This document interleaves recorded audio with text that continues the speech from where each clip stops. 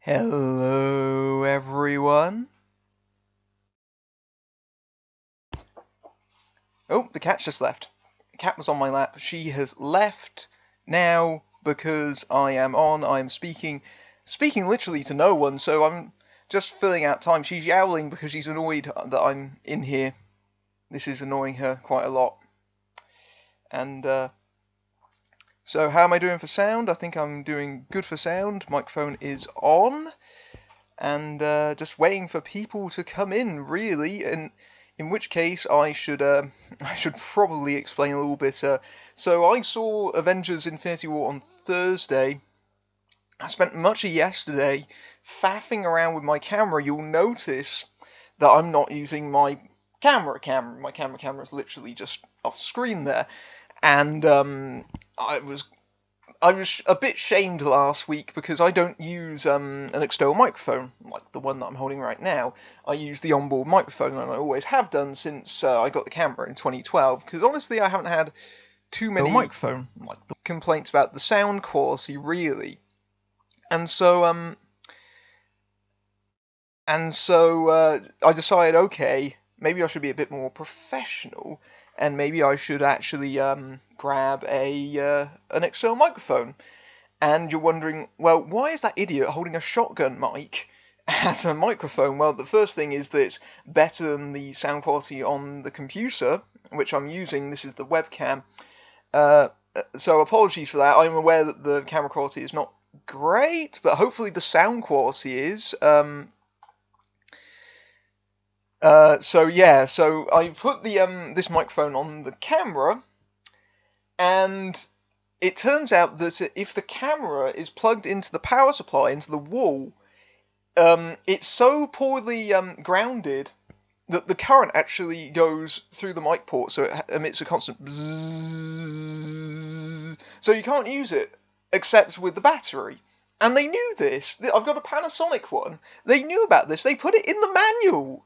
They put it in the manual. Instead of bothering to fix it, they put it in the manual. And if you're looking for a new camera, if you're interested in having an external microphone, don't buy Panasonic. That's my advice. Don't buy Panasonic if you're interested in an external microphone, because they still haven't fixed this. I looked up a manual from the current model. That disclaimer is still there, which is a bit annoying when you've spent 37 quid on a shotgun mic. Although that's probably not as bad as it could have been. I could have gone really expensive, but I decided to go for a cheaper but decent alternative. So hopefully the microphone is good. I'm seeing people coming into the chat now, which is doubly good. We're up to 42. Nice. Okay, so everything seems to be in order, as it were. And so, obviously, I am going to be talking about Avengers: Infinity War. And as I said earlier, I saw this on Thursday, and I'm all set. I'm wearing a Spider-Man t-shirt, and I've also got plenty of drinks. Yeah, I've got plenty of drinks, in case you know them. You know, I might be talking about this for a while, and I need to make sure that my throat is sufficiently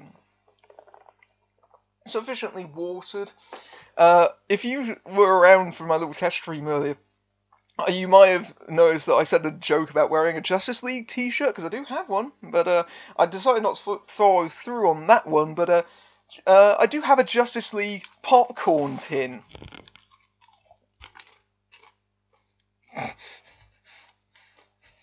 Just to tick a couple of people off. Because why not? So anyway, I was originally going to review this film on Projector because it was originally announced as having an opening a week early, and obviously they changed that for reasons that become very obvious when you watch the movie, or generally were pretty much obvious before you watch the movie. And I will reiterate here, and I see that some of you have already started, this will be a spoiler discussion. There is no way of talking about this movie without spoiling the hell out of it, so I'm glad that I'm not doing it for Projector, and obviously the whole Thanos observes your silence and everything, so we're not doing that now. We're not doing that. So this is definitely for people who have seen the movie, and so if you don't want to be spoiled, I'll give you a very quick summation of my opinions. If for some reason you decide to wander in here without watching the movie, I don't understand why you did that. I've literally put spoilers in the top corner of your screen the entire time.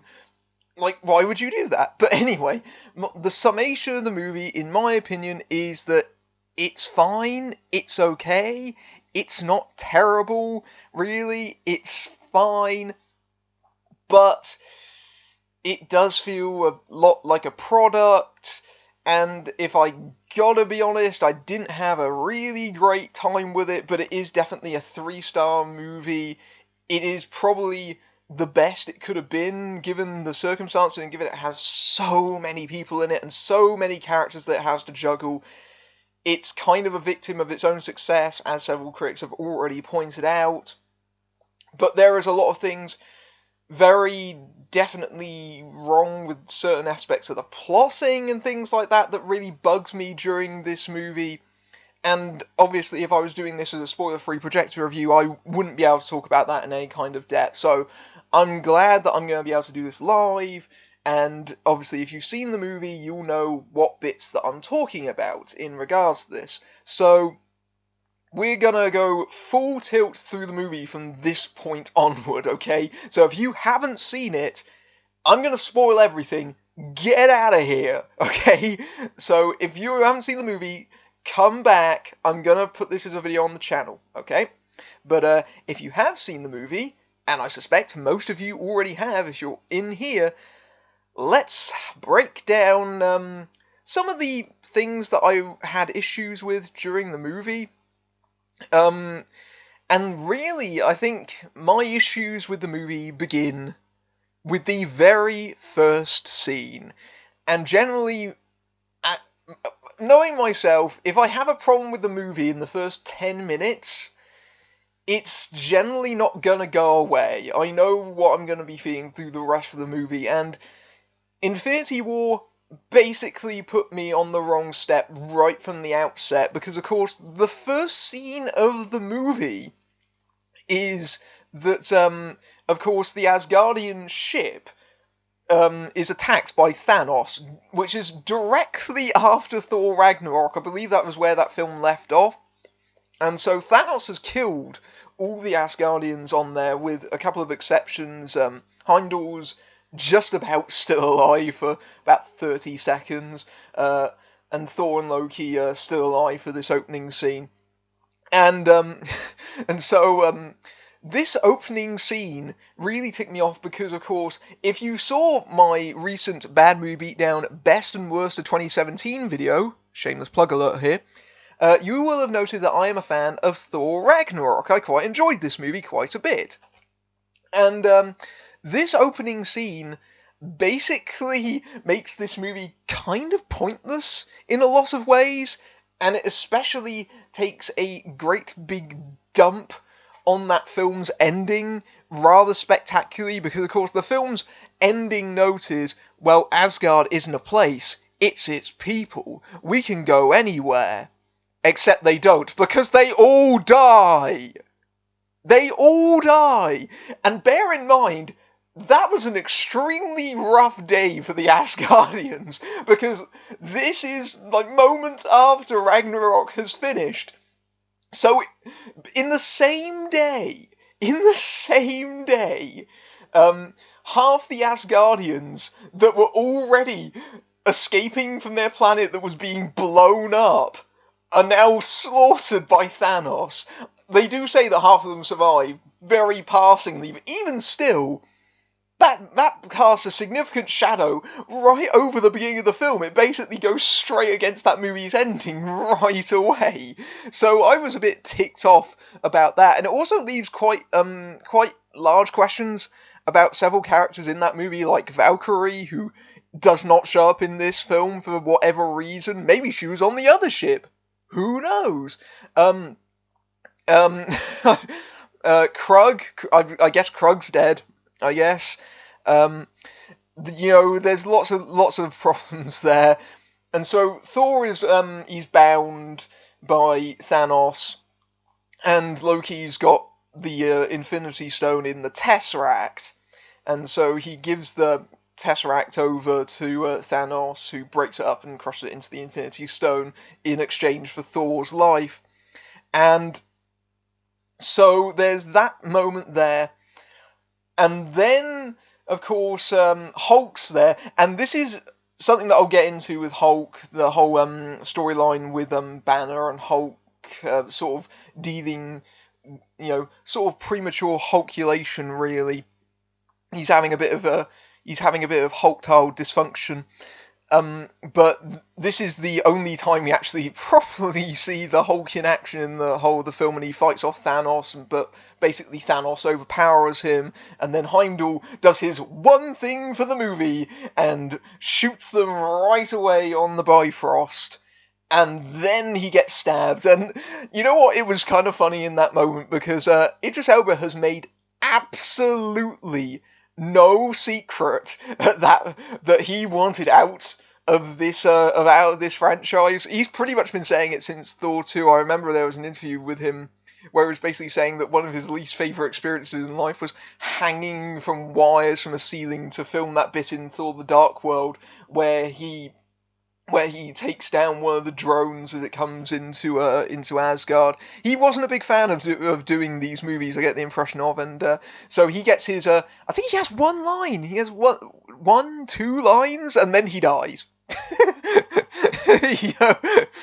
And then that's very quickly followed by Loki. And actually, this came as a little bit of a surprise to me, but at the same time, the way that I felt about it is that I saw this movie with someone, and the way that they wrote out Loki was really weak in my opinion. So Loki comes in and he's got a blade that he's hiding with his illusion powers, and he feigns that he's going to help out Thanos, and then he attempts to stab him.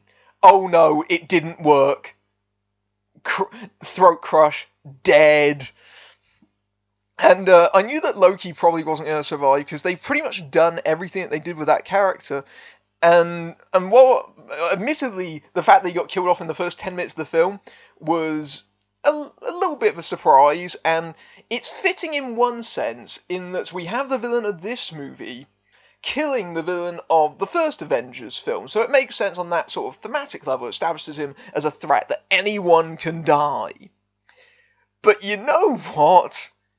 I also, at that moment, when the person sat next to me said, "Is he dead?"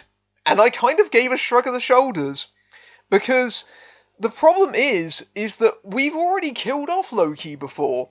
We killed him in Thor: The Dark World, and then he came back at the end of it. They cheapen the death because they've already done it before. And so that is a bit of a issue, because this death, which I thought was really kind of low-key and underwhelming... Oh, sorry, I did an unintentional pun there. It's low-key. This death really is very underwhelming by comparison. They made a huge deal out of it in Thor: The Dark World, and here, yeah, he basically dies so quickly, and then it's mentioned a couple of times afterwards, but really it plays no significant impact on the plot. Thor doesn't seem especially broken up by it, at least not on top of everything else that he's had to deal with. And so, even at that point, you go, well, even though they killed him, the door's still open that he could come back, you know? And the feeling that I should have with the death scene is not, wait, is he dead? You know, that's not something that you wanted in a death scene, really. The Dom I see is in the chat. Did you want to join me in this discussion here? I'm open if you want to join me on Skype, do a video call or anything like that. I am open with that.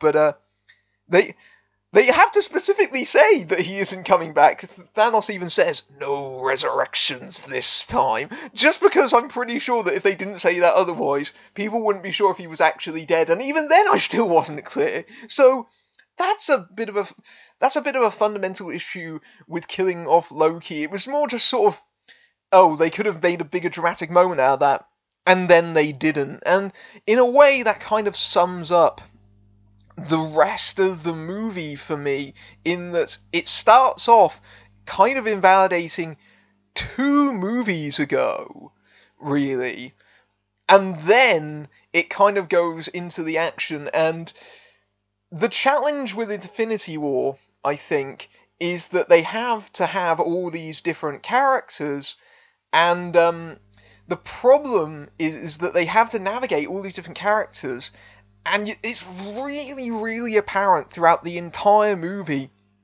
that the characters pretty much have to do what the plot needs them to do to get them from point to point. And the Russos, who directed this, they directed, of course, the 2 previous Captain America movies, Winter Soldier and Civil War. They mentioned how they actually had a big whiteboard with all the different characters on it and how they tie together. This movie doesn't feel like it has a script so much as you're watching that whiteboard come to life. There is now I can understand that this is sort of like the big payoff movie. We've spent 10 years setting this movie up. I mean, even the studio logo has a 10-year anniversary thing on it, and I know it's not easy to juggle that many characters. Believe me, I've been part of a bigger anniversary thing before, and it's very hard to get the characterization right. I can't immediately remember their names off the top of my head, but I'm sure people will remember. But this is so.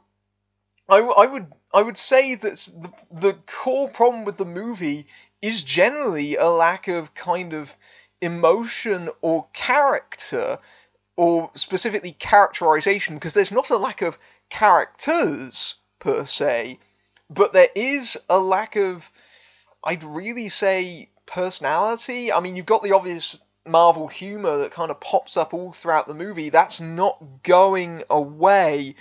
And that sort of does bring the movie to life on occasion for me. But the big objective for any kind of crossover is to have the characters interact with each other and seeing them bounce off of each other. And I never felt, at least to me, like the movie ever allowed them time to do that, because even at 2.5 hours, they've got to cram in so much stuff that it never allows any. I say about 80% of the established characters any room to do anything. Most of the characters have conversations that are purely exposition to drive the plot forward. And I will get into Thanos and everything like that, because I think that's interesting. I think there are very definite things that Thanos brings up with his presence in the film, and I think that he's probably the most defined character in all of it, which is definitely intentional, but also kind of a slice against it in my opinion, because maybe we should have built this character up a bit better over other movies, and maybe we should have had some of these events occur in other movies so that we didn't have to have all of them happen at once in the same movie. But generally speaking, the problem for me is a lack of any real emotional heart or sincerity. There's no real sort of backbone to the story, and that comes as a special disappointment because we've already had Black Panther earlier this year, which really felt kind of fresh and imaginative and had some really kind of interesting themes running through it. Infinity War doesn't have that. It doesn't have that, in my opinion. It's purely there as and I know that a lot of people kind of slag off Marvel for being kind of conveyor belt like, and I never felt like that was a really accurate description. Even in their worst movies, I felt like there was a sort of a degree of individuality to them, even if they, do share common traits, because a lot of the genre does, the superhero genre in general.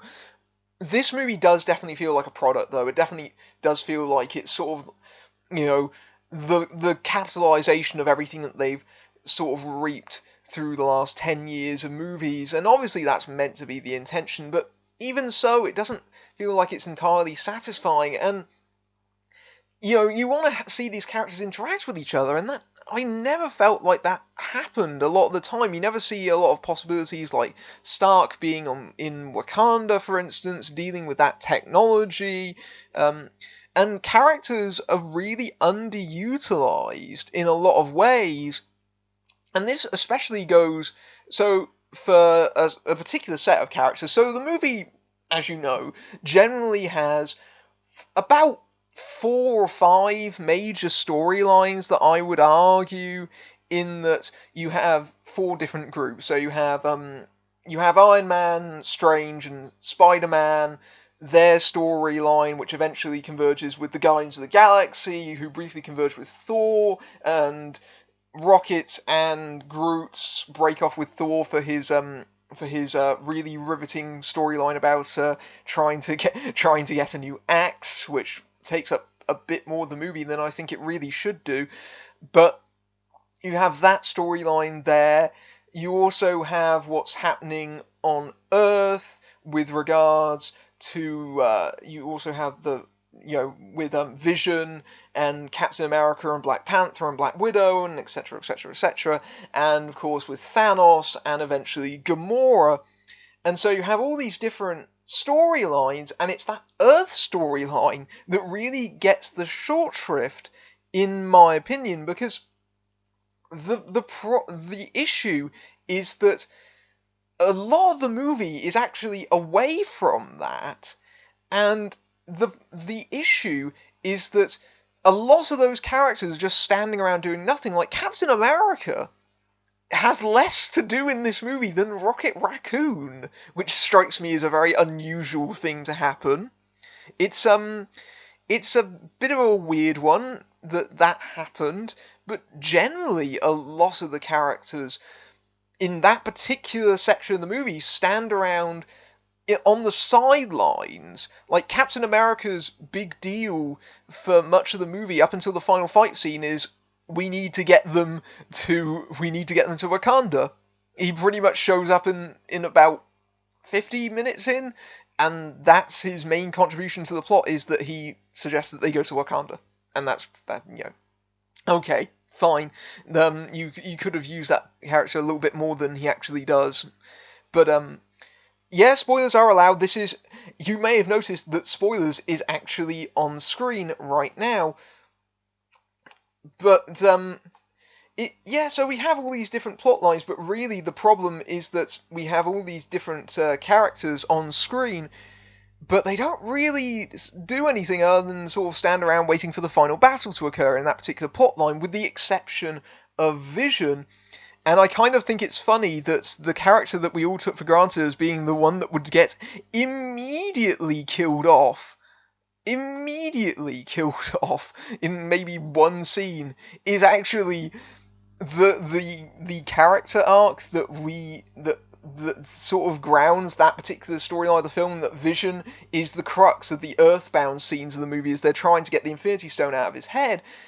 And part of me really wasn't engaged with the movie on a number of levels, one of which is that I may not be a big comic book fan, but I know friends that are. They've told me about Infinity War. I know how this is gonna go down. I know how this is gonna go down, really, in that, it's gonna be basically annihilation, and inevitably, Vision's gonna die.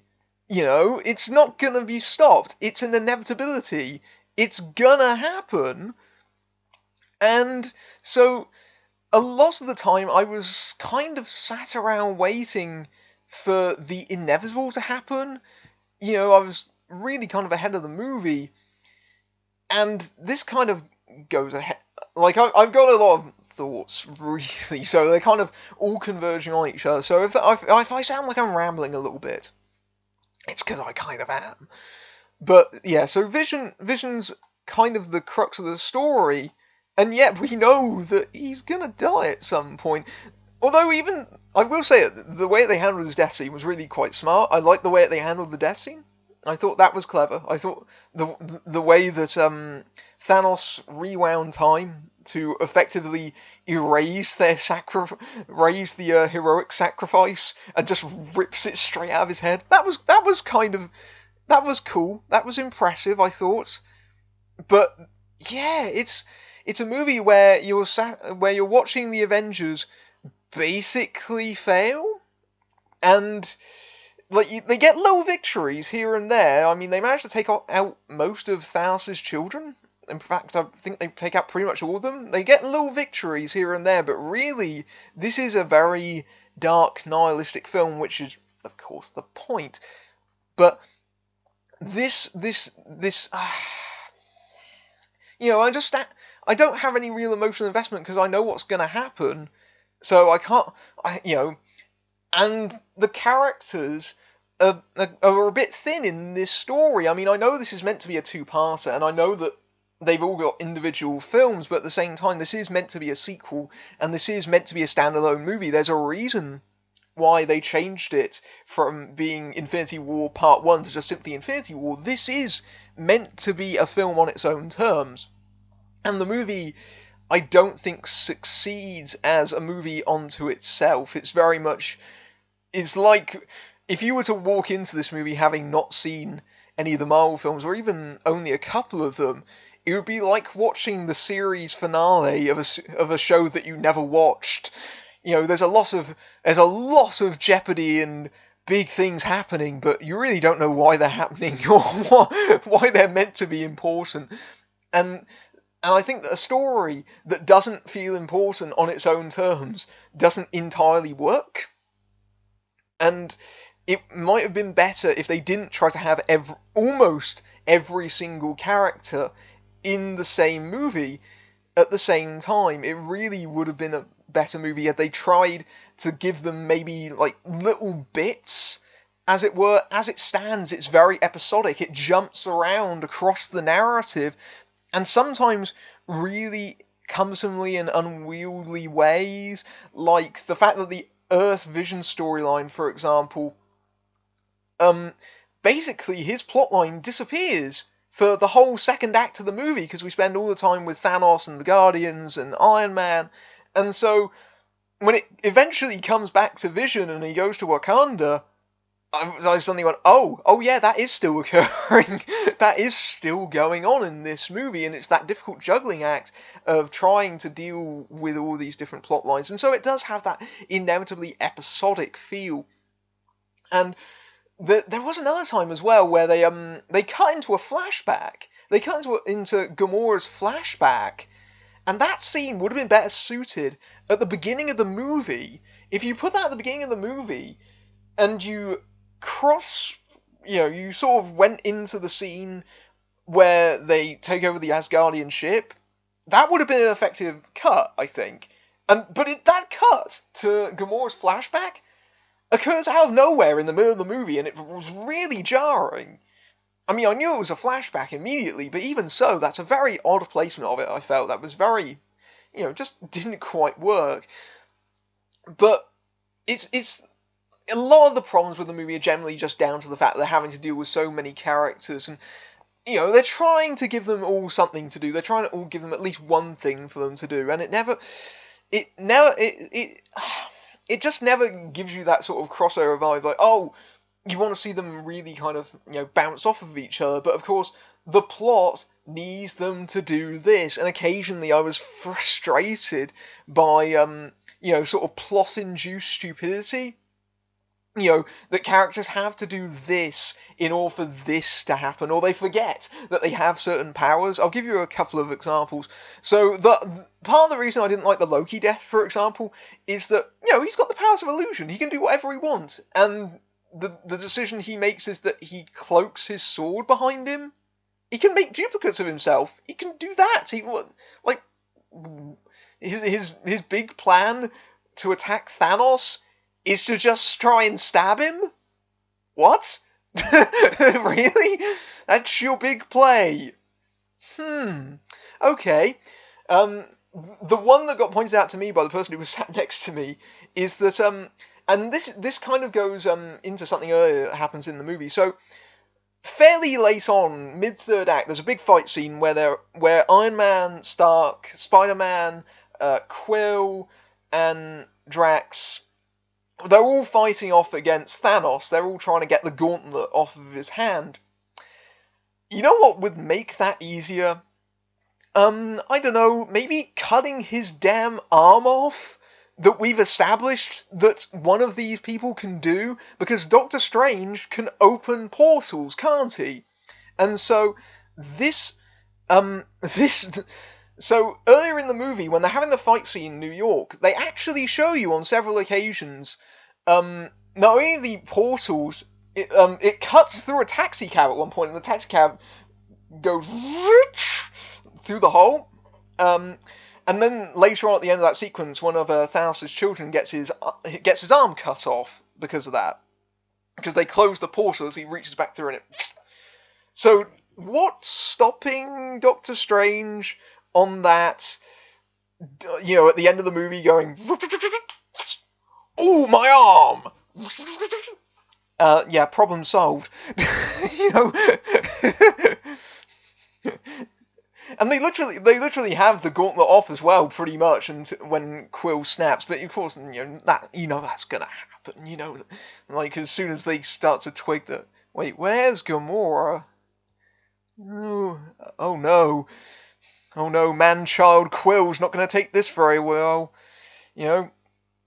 And so that sort of goes on, but yeah, there was that sort of thing kind of bugged me out throughout the movie. There was just instances of characters forgetting things that they could possibly do because, again, the plot needs them to do it. And I can see people in the chat there are talking about the I'm presuming this ties in with Doctor Strange deliberately giving Thanos the Infinity Stone, is that obviously he's seen the vision, the sort of future where they actually defeat Thanos.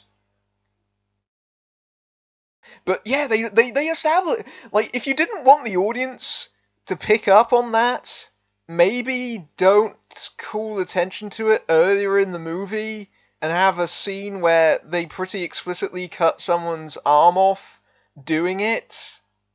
Like, just a thought, maybe.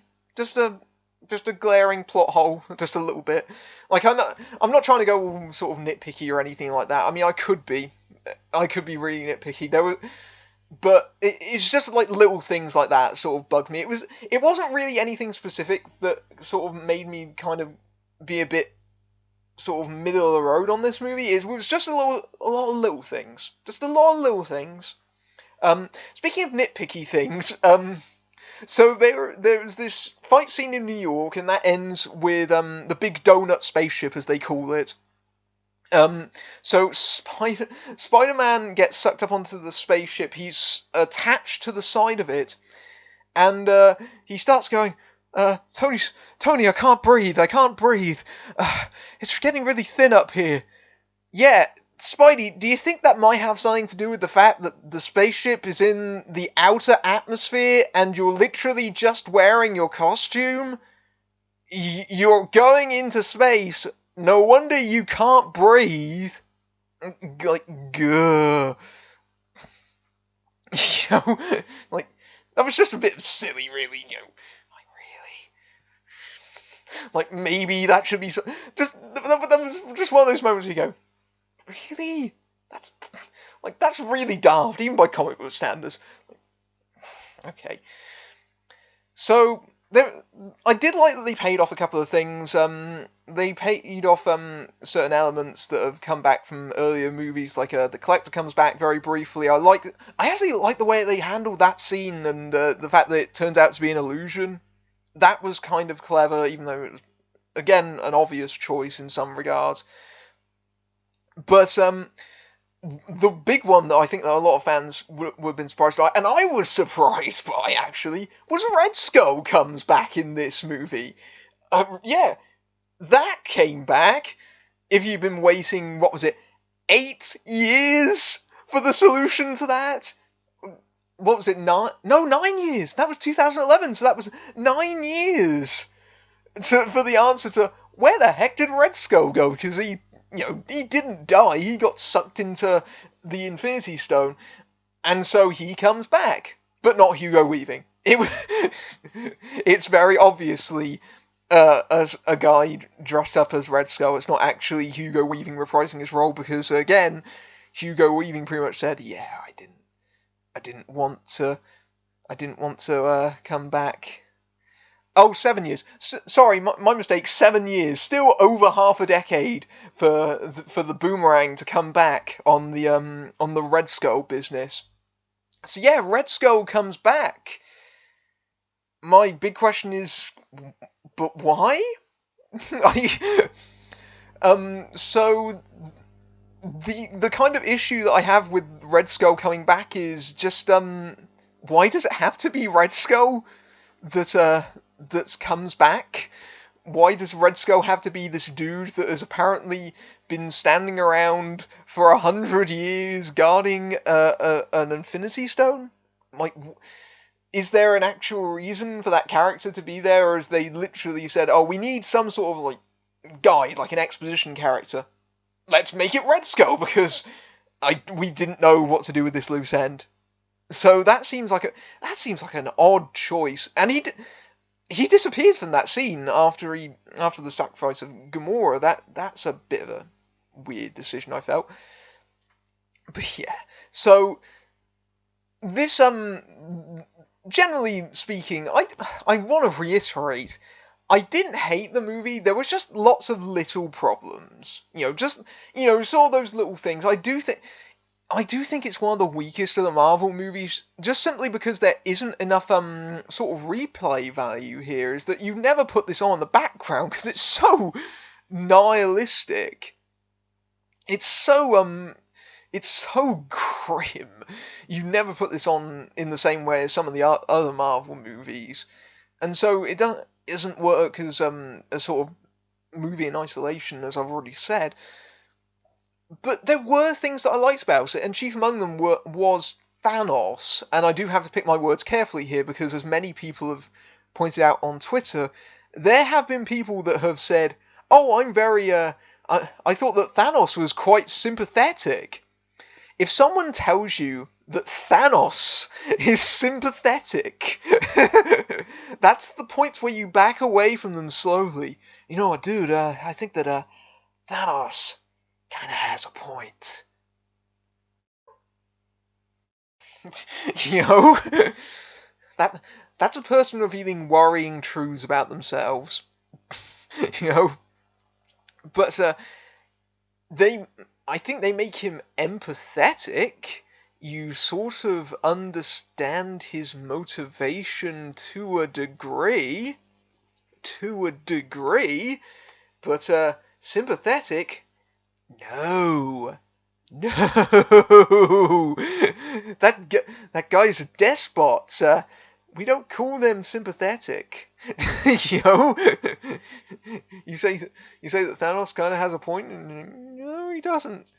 It's like it's pretty much genocide because that's what it is.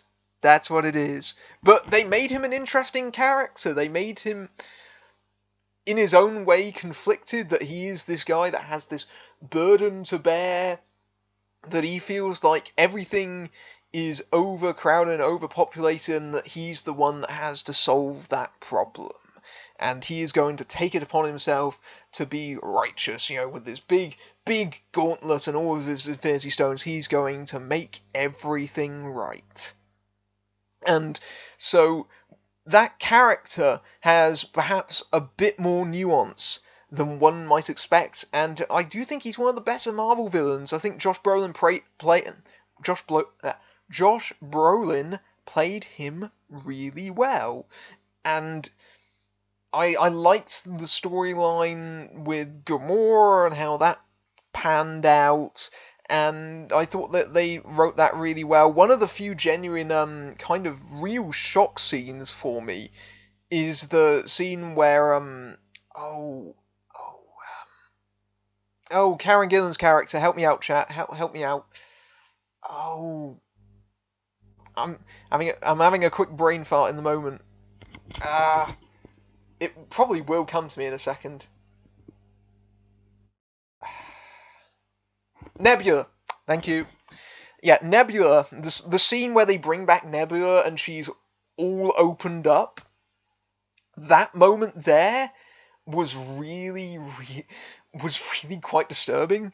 Just the way that it sort of brings home the abusive relationship that Thanos and has brought onto his daughters, and how they fought against each other, which they'd established in the previous Guardians of the Galaxy movies, and I thought that was a really effective moment. That was the way that you bring back a character like that. That is a nice little shock moment there.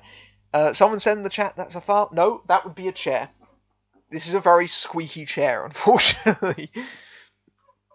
So yeah, very very squeaky chair. You can put that down to that. So yeah, Nebula. I really like the way that they brought back in Nebula. That's the way that you reintroduce a character as a shock moment. I thought that they did that, and clearly she's going to have a much bigger role in the next movie.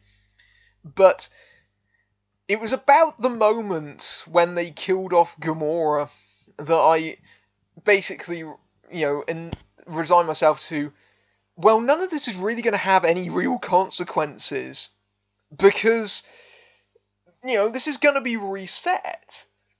At some point, they're going to have to reset this, and that's only reiterated by the ending. I see a lot of posts about people saying that they were destroyed by the ending, which I think is maybe a bit overly dramatic with regards to how the ending plays out. Like, as far as a scene in isolation, that is really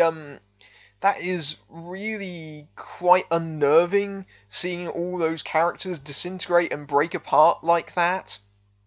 But at the same time, it would be one thing if we knew these characters weren't ever coming back again, and going into Infinity War, I thought that was going to be the big deal, in that, well, Captain America, he's definitely going to die in this one. He's definitely going to die.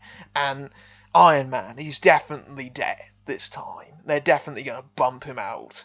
And instead, most of the characters they wiped out were most of the relative newbies.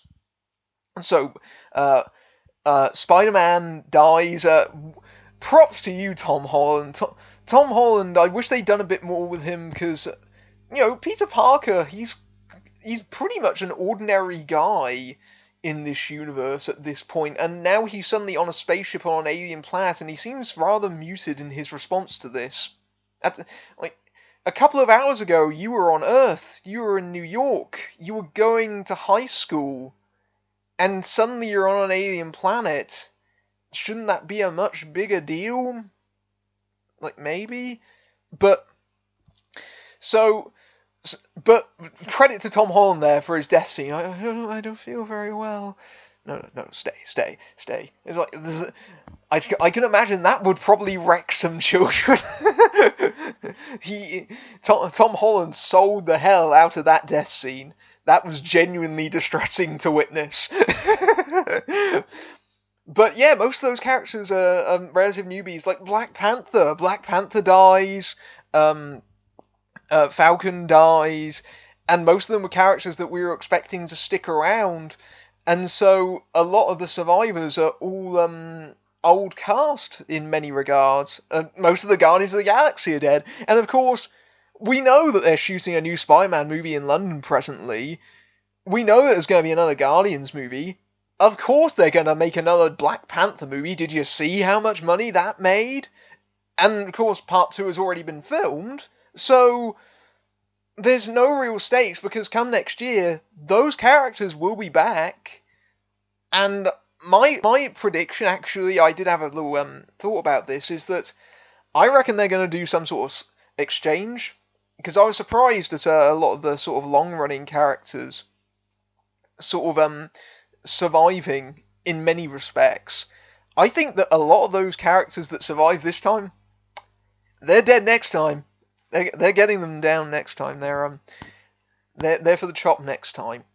And so So obviously Cap's gonna die and everything, but I presume I was interested to I I, pre- I presume that Stark's gonna get his solo storyline here. I was surprised that they didn't kill him off properly, considering that was pretty much the definite expectation that was going to happen.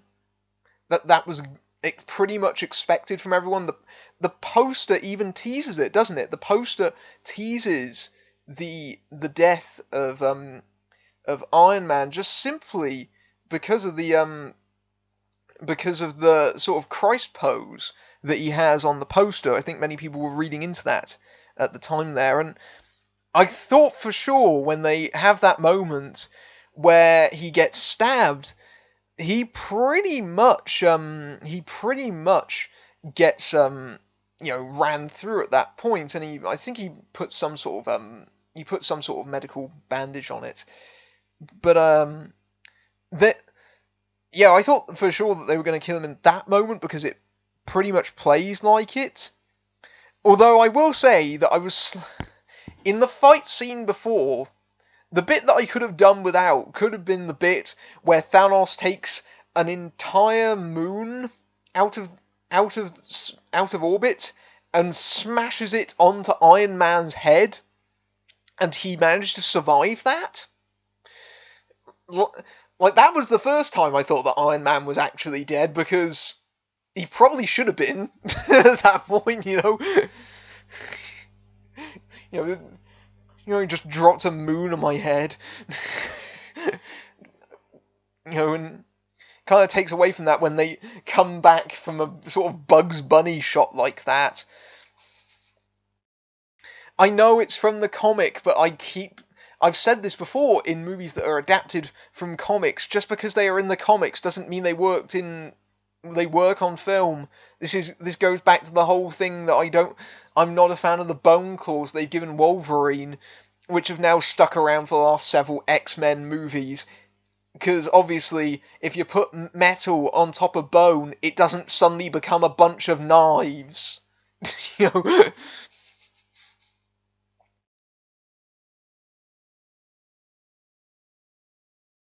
It is a chunk. Semantics. If it's not the whole moon, it's still a chunk of a moon, and they dropped it pretty much on his head, Even that is probably a little bit much for a guy in a suit, in an armor suit. It's a bit much. Actually, the things that I like most about the movie happen to be with the Guardians of the Galaxy. I thought that stuff was handled surprisingly well and surprisingly on tone for that series, and most of the film's amusing moments has pretty much to do with them. Although I will say that the plot line with Thor, Rocket, and Groot is easily the least compelling thing in the film. That it doesn't help that the running gag in that sequence is that Thor keeps calling Rocket a rabbit. That was cute once. 4 times, not so much. Kinda got a bit annoying by that point. This is of course where Peter Dinklage comes in as the Forger. So I have to tell a little bit of a story about the audience that I saw this with, and the audience that I saw this with thought that the mere concept of Peter Dinklage in this movie was absolutely hysterical. The people sat behind me, every time he appeared on screen, wouldn't stop laughing. And I found that to be the most infuriating thing. Admittedly, not as much as the time one of them left their bloody phone on and it rang right behind my head. I could have done without that as well. But, yeah, laughing every time Peter Dinklage is on screen because he's a dwarf playing a giant. Hilarious, guys! Or maybe they were laughing at his line readings. I do think that he puts on this voice, and it does sound a bit much. It does sound like it's a little bit much. But for crying out loud, it's not that funny, guys. You don't have to laugh every time he says a line or appears on screen. Like, really? Really? They weren't laughing at his lines, they were laughing at his delivery, and they were laughing at the fact that he was playing a giant. Like, that's not even an original thing. I've seen other movies that have done the exact same thing. You can get over that. It's not that funny. You know, it's... Damn, audience members. How dare other people be in the cinema and being inconsiderate? You know? But, yeah, that plot line, I didn't think that that plot line worked very well, I have to say. Mostly it just takes up too much time. Considering that there are other things that are more pressing, Thor going off and getting a new axe is not the most riveting plot line. That seems like they include that as a pee break. I did not need one, by the way.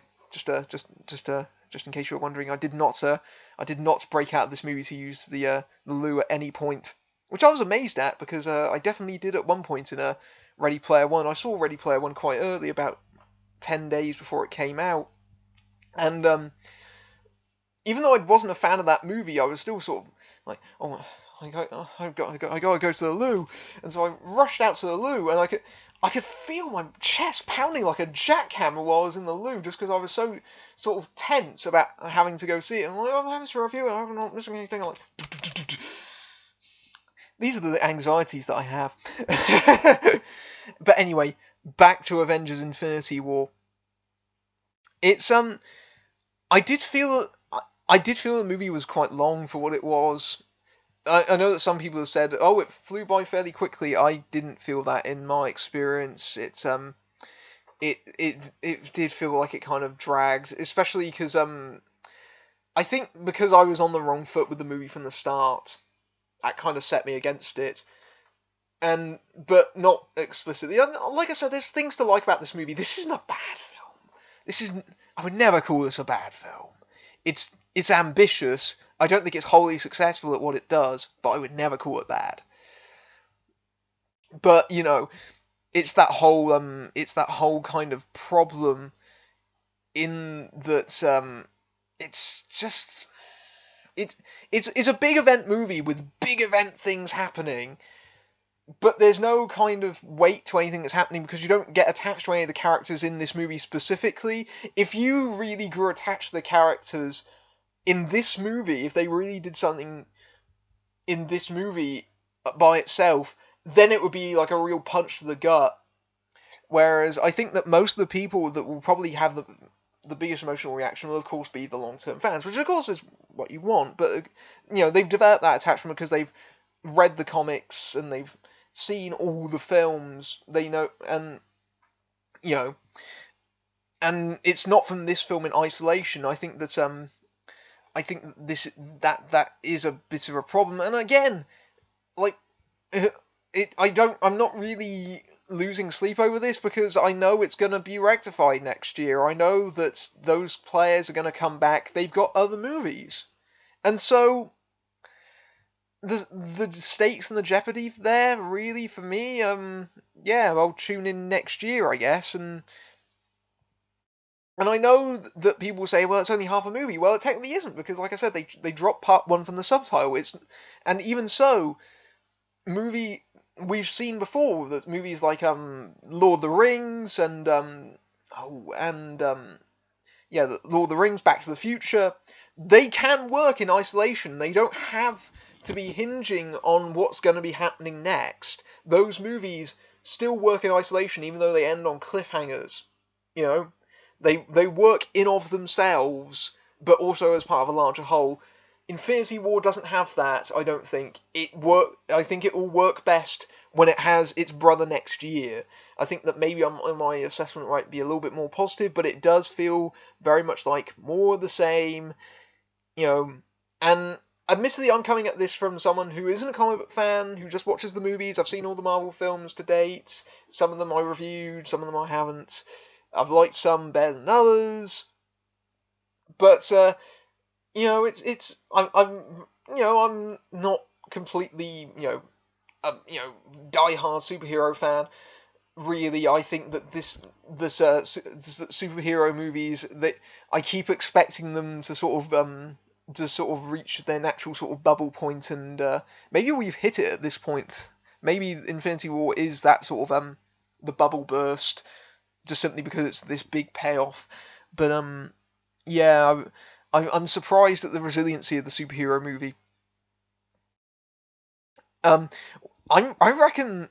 What's your bet, by the way, on what they're going to call the next Avengers movie that they're refusing to drop the subtitle for? Because I'm placing bets. It's either going to be Infinity Gauntlet, just to link them, or maybe they'll do Avengers Resurrection, because all great movies have Resurrection as a subtitle. you know, Alien Resurrection, Halloween Resurrection, both considered to be the best of their respective franchises. If they called it Avengers Resurrection, that would be the funny. That would be hilarious. The balls on that. but yeah, it's fine. It's okay, but like I said, it just feels strangely mercenary.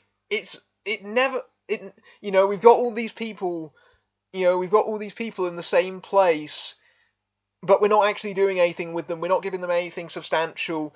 Black Panther, Captain America, Black Widow, they have maybe about, I don't know, 10, 20 lines in between them, maybe. I mean, it's great from a scheduling point of view. It's great from a sheer sort of event movie making kind of view. There's no denying that this is a major cinematic event, and what it represents is interesting in terms of what it means for sort of long term cinema and sort of franchises and everything.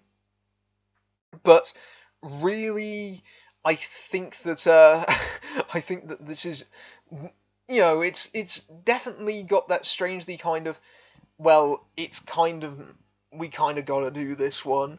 It's the big sort of brand. And I think that's generally the issue with the Avengers movies post the first one, because I remember when the first one came out, and I remember thinking at the time that that having an Avengers movie in the first place is extraordinary. And I saw that movie on opening weekend with a packed crowd, and that movie is probably up there as one of the best movie going experiences that I've ever had. That audience was electric, especially the that scene with Thor and not Thor, with Hulk and Loki. That scene, that scene is probably up there as one of the best audiences reactions that I have ever had in any movie.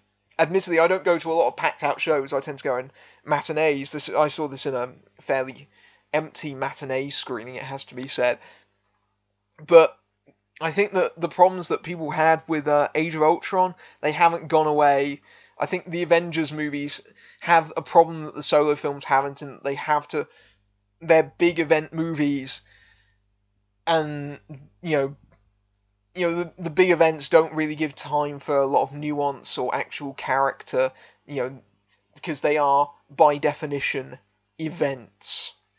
And so I think that the big crossover movies are less my speed than the individual ones. Like I said, I really enjoyed Thor Ragnarok, and I really enjoyed Black Panther. In fact, I've actually quite liked the last run of Marvel movies. I thought Spider-Man Homecoming was okay. It was way too long for what it was. I mean, Spider-Man Homecoming is 20 minutes. It's just 20 minutes shorter than this movie. What? It doesn't need to be that long. But that yeah. At least Ultron wasn't a total rehash, but it just doesn't. At least not in my opinion. I liked things about Ultron. I really quite liked James Spader as Ultron. I really liked him playing the bad guy. I actually thought he was a really good villain in that movie, but this just didn't. This just didn't work for me. It didn't. I think that they have a lot here, but there's nothing underneath it. There's no heart. There's no Well, it's not completely true. There is there is flickers of emotion here, but not in a way that makes a lot of what happens feel resonant, that feels really kind of impactful. Because, like I said, come next year, it's gonna be fine. It's gonna be alright. It's going to be alright.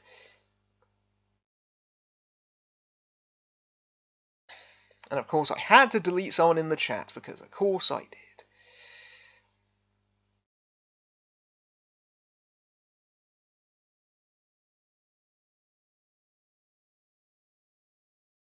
So, yeah. I don't think you can ever go back to being the first Avengers movie. I don't think that's ever going to happen. But this is fine. I will be interested to see how the Ant-Man movie plays out. Just simply because is it? I presume it's set before this or whilst this is all going on. So is there going to be a scene in the middle of Ant-Man and the Wasp where people just suddenly start disappearing out of nowhere? Is that gonna happen? Yo, is that gonna... Yeah, that would be funny if I'm gonna kill you, Ant-Man. Just suddenly disappears. Well, that just suddenly resolved itself. Oh wait, everyone else is dead. Is the movie The Mercy so bad it's good? No, no, it isn't. It's a 2-hour movie about someone dying. That's basically it. It's a 2-hour movie about someone making an irrevocable, terrible decision and having to make terrible, terrible subsequent decisions after that. It's not a funny movie. I actually shed a few tears at the end of The Mercy, mostly because its feelings about loss really kind of resonated with me. I've felt as someone who has lost family fairly recently. I didn't shed much tears at the end of this movie. In case you're wondering, I did stick around for the post-credits scene. How many people did? Because some people in my screen actually did. More people than the ones that stuck around for the end of Black Panther, who didn't even see the mid-credit scene because that's how people roll these days. And so again, some of the impact of the ending is diluted by the fact that the end of the final beat to the movie is Nick Fury and is it Hill? Is Colby Smulders? They're in the midst of New York, and obviously people are disappearing, and then the scene where Nick Fury disappears is played like a joke. So that kind of diluted the I think that diluted the impact of the ending for me, in that they play it for comedy and motherfucker, and I've seen that joke before. Samuel L. I've seen you in movies where you say mother f and then get killed because you did it last year in Kong Skull Island. Sorry, spoilers. This is a spoiler podcast. I'm just gonna be dropping spoilers for any movie willy nilly. But yeah, Samuel L. Jackson has done that joke before. Doesn't stop it being funny here, but yeah, you've done the joke several times, Sam. We know that's your favourite word. We know that's your favourite word. By the way, speaking of the people that were sat behind me, I'm glad that they because as I said, I'm not a comic book expert by any stretch of the imagination, so I didn't immediately pick up on the receiver pattern being Captain Marvel. But the people behind me did. I heard someone go, oh, it's Captain Marvel! I'm like, thank you for identifying that. I wish you were there at the end of the first Avengers movie so that I could claim to know who Thanos was. Who's that guy? It's a big purple face dude.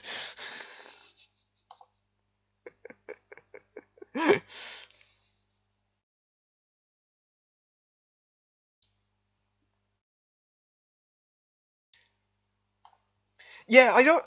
That's the thing as well with the Marvel movies is that you're meant to be playing to big casual audiences, and then they'll have a reference to Captain Marvel. But of course, if they don't know about that, like, and they don't get hyped about it because they don't know what it is. I mean, I'm not expecting them to have a photo of Brie Larson on the screen, but even so, you could have literally just had on the screen Captain Marvel. At least people would know that it said that. It just occasionally Marvel movies do that. They'll tease things, and it does feel like they're teasing towards the fans as opposed to the casual people that actually mostly watch these movies. It's not an Easter egg though. It's a big tease at the end of the movie, and if it's meant to be a big tease, then a tease works if you tend to know what it is. That was the like I said, the whole reason that a lot of people a lot of the discussion was, who the heck is that at the end of the first movie, because people don't know who Thanos is.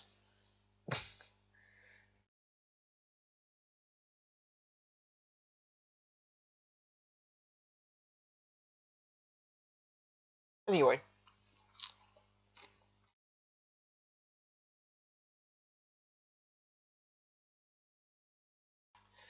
so that was my thoughts on Infinity War. It's fine. Actually, no, that's not quite it. I will say that my favourite scenes in the movie were the Guardians of the Galaxy. Pretty much any time that they were on screen were the best scenes in the movie, to the point where I wished it was a Guardians of the Galaxy movie.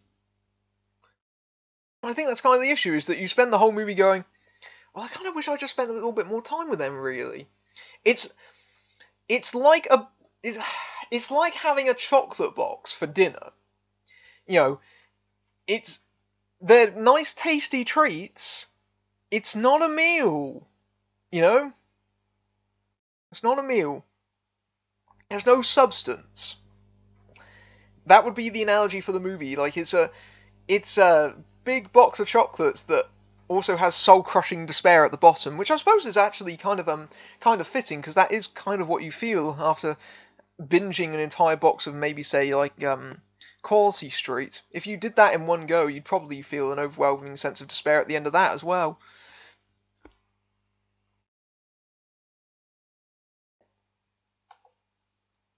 Oh, no sound. Hang on. Oh, that was. Don't confuse me in the chat with no sound. Don't confuse me with that. So anyway, that was my rambling review of it. Like I said, it's a 3-star movie. I just thought it was really heavily flawed and surprisingly inconsequential in the long run.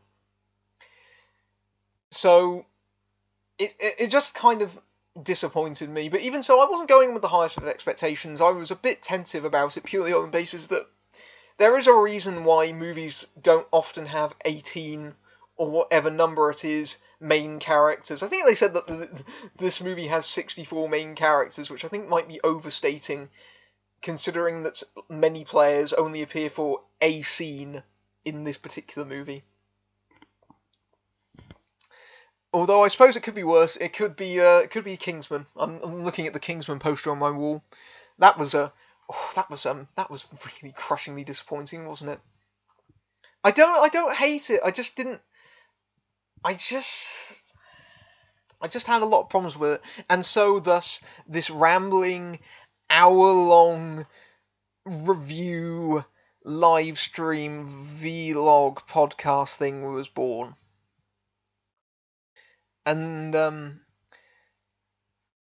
yeah, so it's average, okay? It's really heavily flawed. There were things that I liked about it. It's fine. It's okay. At the end of the year, it's definitely not going to make my best of list, for sure. Black Panther might, this won't. Oh yeah. At least it wasn't Prometheus. At least it wasn't Alien Covenant. I was so angry coming out of that movie. Like, I knew for sure coming out of that movie, I hated it. I hated it. Alien Covenant, not Avengers, but I definitely hated Alien Covenant.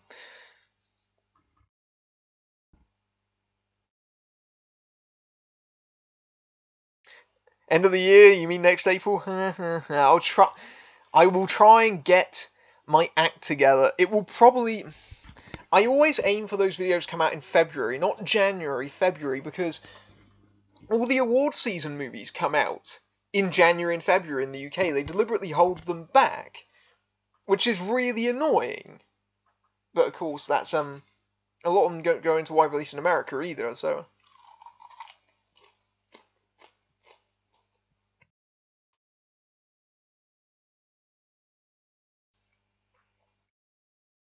as far as comic book movies go, there aren't really any that I'm particularly hyped for. I suppose the movie. Okay, I tell a lie. I'm interested to see what they do with Deadpool 2, even though I was again a bit more reserved in my opinion than many other people were about Deadpool, and I still stand by that. I saw Deadpool again fairly recently. I still stand by my opinions on Deadpool 2.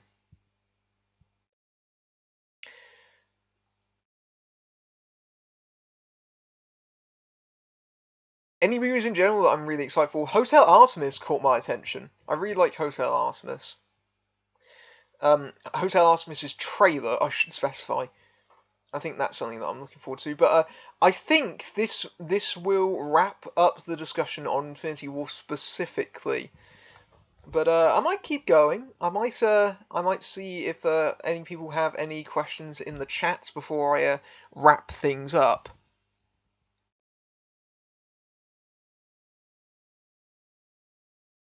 Are you going to be doing a bad movie down Alien Covenant? It's definitely an idea. I definitely have it. In fact, I'm looking at it right now. It's looking at me right over there. Right over there. It's looking at me right next to my copy of Expendables 3, which is another thing that I've really wanted to do for ages. And someone said Norm of the North. I do actually have Norm of the North because it showed up in Poundland. Yep, I got the Blu-ray of Norm of the North, the UK edition. The UK edition, because there is actually differences, or specifically one major difference, in that one of the roles has been redubbed for the UK edition because the UK version also has James Corden in it now. Yep. If you've had the unfortunate, if you made the unfortunate error of seeing that movie, you might recall this there's that sort of thespian actor character in the UK version. They redubbed him with James Corden for some reason. When was the last time I did a bad movie beatdown? Well, technically, Thursday. Technically, but if you're talking about a whole movie, last time was February 2017. But I have actually recorded 3 crossovers with the Dom and 2 with Diamanda Hagen. I think I've already teased these before, so I'm pretty much going to come out and say them.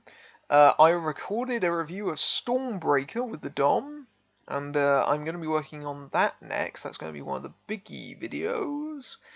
And then, although my crossover, I shot 3 crossovers, so I've actually got 4 crossovers in the can that I need to edit. Although technically I'm not doing 2 of them because Diamanda's currently doing 2 of my 2 crossovers with me. So when we were at a convention last year, we did another Paul Matthews movie. We're doing the remake of Breeders. And I wanted to do the original version of Breeders, but yes, I am aware that there is a certain irony about me talking about Stormbreaker when Thor's new axe is called a Stormbreaker. I did think that was amusing at the time when I heard it in the cinema. Like, that's a coincidence. Didn't Hagen already release her crossovers that you were in? No, she's released two previous ones. She's recorded more. I keep working with her repeatedly. So, breeders, but when I was researching that, I was gonna go, I decided, oh, well, I'll watch the original. And the original's even worse, but the original, I don't know what to do about that, because there is so much nudity in that movie, and that film is so skeezy. Like, it's a kind, it's a very early direct-to-video movie. It's one of the first, in fact. And, oh, it's like it's specifically tailor-made for someone who wanted to rent out a horror movie that's kind of a bit like Life Force or Alien, but kind of wanted to go from the triple X section at the back as well. And so it basically is in one kind of icky package. And this was right around the demonetization time. I don't know how I'm going to do it. There is so much nudity in this movie. So much nudity. I'm going to have to fog up and black bar the heck out of it. Like, there is a scene where naked women cavort around in a pool of alien love juice. That was a thing that I watched. So, I want to do that as well, but I don't know if I'll be able to do it. Maybe that'll have to be a Daily Motion exclusive.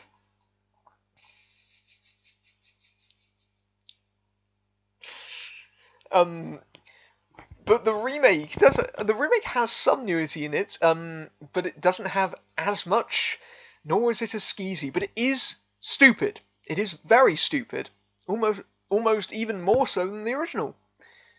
And but we filmed that crossover, and since we filmed that crossover, Diamanda actually came to me. She came to my hometown, and we shot two more crossovers. One, actually, they're linked. They're two linked crossovers. So the plan is I'm gonna try and edit those. Well, Diamanda's editing one. She's editing her section, and I'm editing mine. And my idea is that we're gonna try and release those on the same day. And so so my one is they're both linked by Craig Sheffer. They both feature the actor Craig Sheffer, the popular Nightbreed actor. And so the one that I shot with Diamanda that I'm editing is Code of Honor, starring Steven Seagal. Yes, we're back in Seagal territory. Oh yes, we are doing one of Seagal's more recent offerings. It gets odd. I'll put it that way. Gets very, very odd. But if you've been waiting for me to do more Seagal, I've been wanting to do more Seagal for a while.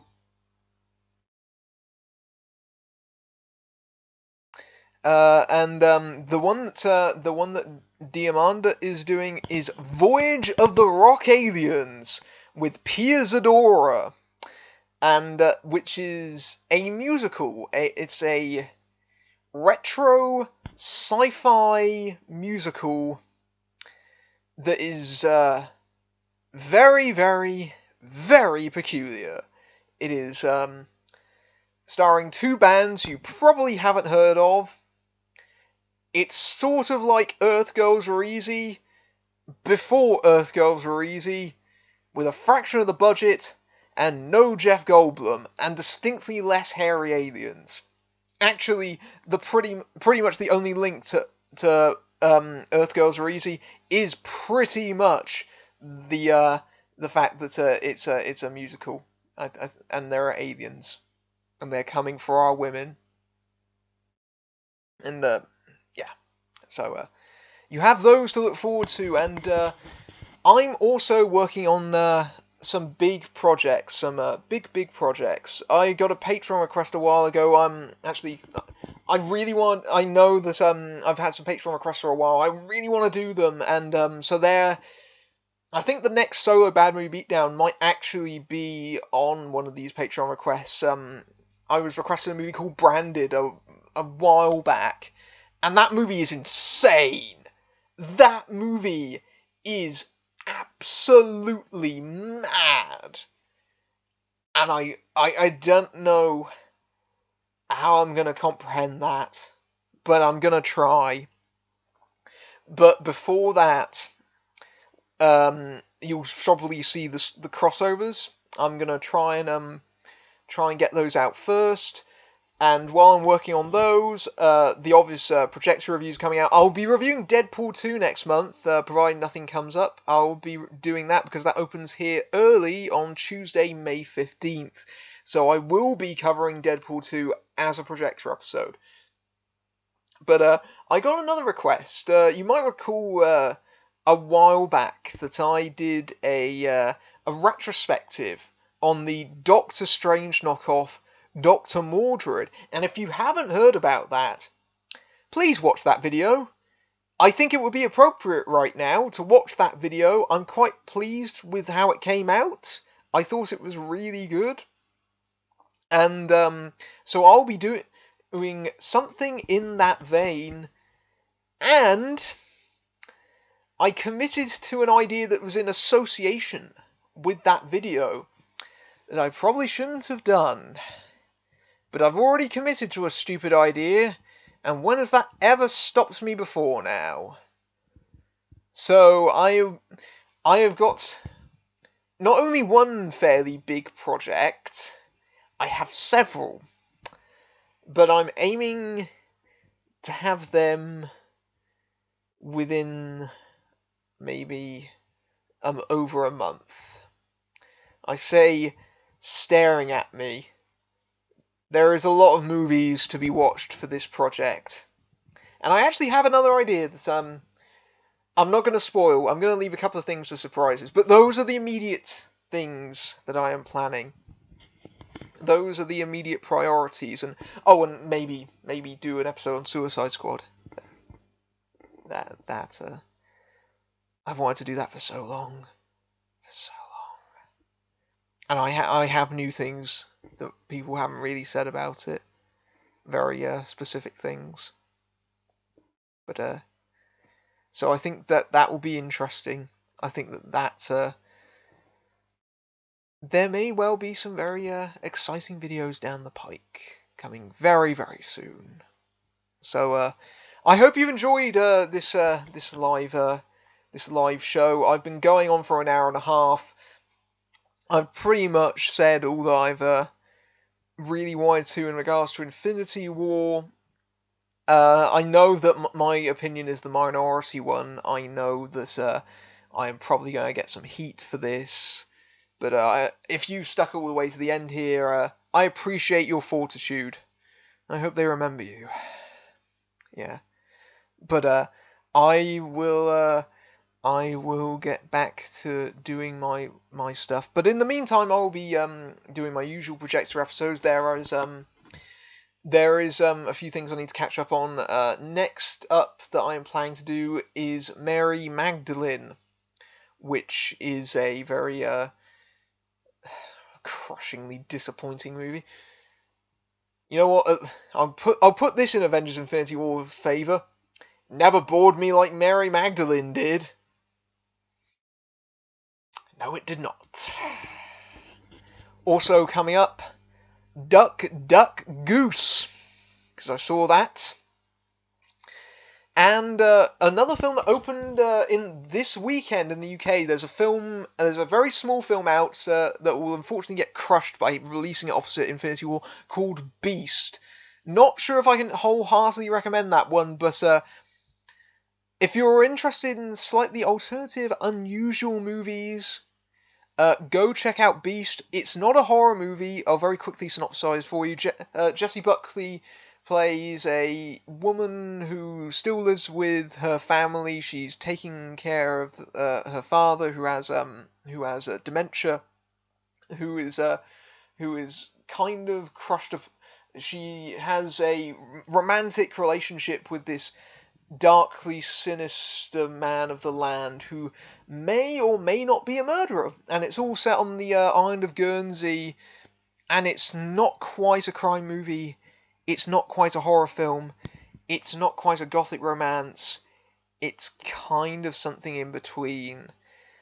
And if you're interested in unusual films or just different films, something very different from big superhero movies, maybe seek that one out. See what you think about it. I saw that about a week ago, and to some extent, I'm still processing my thoughts about that. But that's coming up in the near future. So I hope you enjoyed this live stream. I've had fun chatting with you guys and girls and everyone, and of all denominations. And if you have somehow stumbled on this without being subscribed to me, I don't understand how that would have possibly happened. But please support me. I am at patreon.com/filmbrain. Every little bit helps really with that, and I appreciate those who have already pledged. Thank you. It really is wonderful that you